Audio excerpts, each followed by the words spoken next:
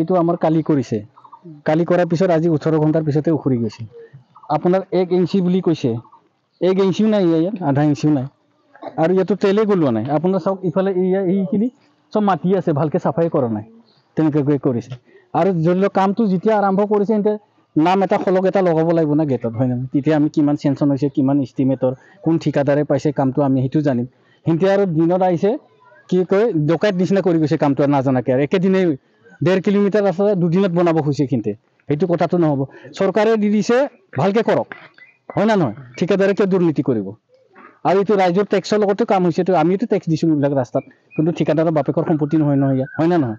সেইটো কাৰণে আমি এতিয়া ঠিকাদাৰক বা ডিপাৰ্টমেণ্ট বিভাগক আমি এইটোৱে অনুৰোধ, তেখেতসকলৰ উচ্চ পৰ্যায়ৰ মানুহখিনি আহি পেলাই ইয়াত চাওক, কামটো চাই পেলাই আকৌ দুনাই ধৰি লওক মেৰামতি কৰক। সেইটো তেতিয়াই আমি মানিম। যদি ইঞ্জিনিয়াৰ আৰু SDO নাহে, আমি কেতিয়াও নামানো। আৰু ঠিকাদাৰো আহিব লাগিব একেলগে। ভেকেঞ্চিৰ কথা কৈছিলে, ধৰক ইয়াতে কোনোবা পইণ্টত আপোনাৰ না ভেকেঞ্চি আছে, না আপোনাৰ আধা ইঞ্চি আছে। সেইটো কাৰণে গোটেইখিনি আপোনালোকে চাই চিতি আপোনালোকে গমেই পাইছে, ভিডিঅ'ত অলৰেডি আপুনি উপলব্ধি কৰিব পাৰিছে। সেইটো কাৰণে যাতে প্ৰপাৰ লেভেলত এটা এই গোটেইখিনি কামখিনি যাতে সুচাৰুৰূপে হৈ যায়। আৰু এটা এষ্টিমেট যে আমাৰ গাঁৱৰ মানুহ হ'লেও আমি যে জানিবলৈ এটা ইচ্ছা থাকে, ধৰক কিমান গাঁওখিনিৰ কিমান এটা এষ্টিমেট আহিছে, কি লেভেলত ধৰক আহিছে।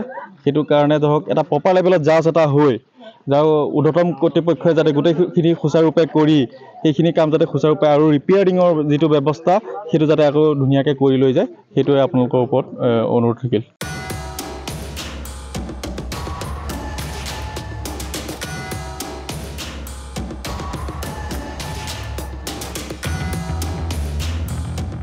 এইটো আমাৰ কালি কৰিছে, কালি কৰাৰ পিছত আজি 18 ঘণ্টাৰ পিছতে উখৰি গৈছে।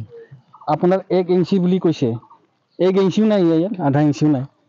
আৰু ইয়াতো তেলে গলোৱা নাই। আপোনাৰ চাওক ইফালে এইখিনি চব মাটি আছে, ভালকে চাফাই কৰা নাই, তেনেকৈ কৰিছে।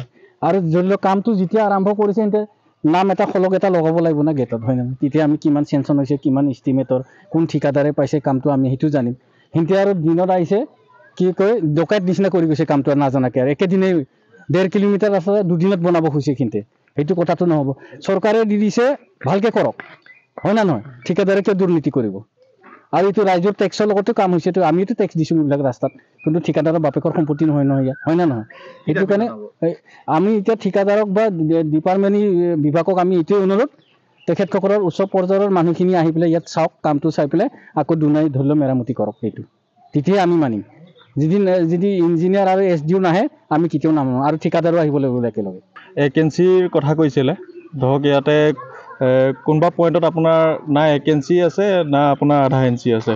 সেইটো কাৰণে গোটেইখিনি আপোনালোকে চাই চিতি আপোনালোকে গমেই পাইছে, ভিডিঅ'ত অলৰেডি আপুনি উপলব্ধি কৰিব পাৰিছে।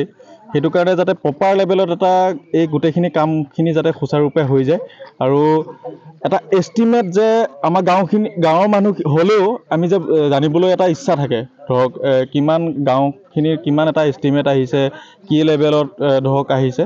সেইটো কাৰণে ধৰক এটা প্ৰপাৰ লেভেলত জাজ এটা হৈ ঊৰ্ধ্বতম কৰ্তৃপক্ষই যাতে গোটেইখিনি সুচাৰুৰূপে কৰি সেইখিনি কাম যাতে সুচাৰুৰূপে আৰু ৰিপেয়াৰিঙৰ যিটো ব্যৱস্থা, সেইটো যাতে আকৌ ধুনীয়াকৈ কৰি লৈ যায়, সেইটোৱে আপোনালোকৰ ওপৰত অনুৰোধ থাকিল।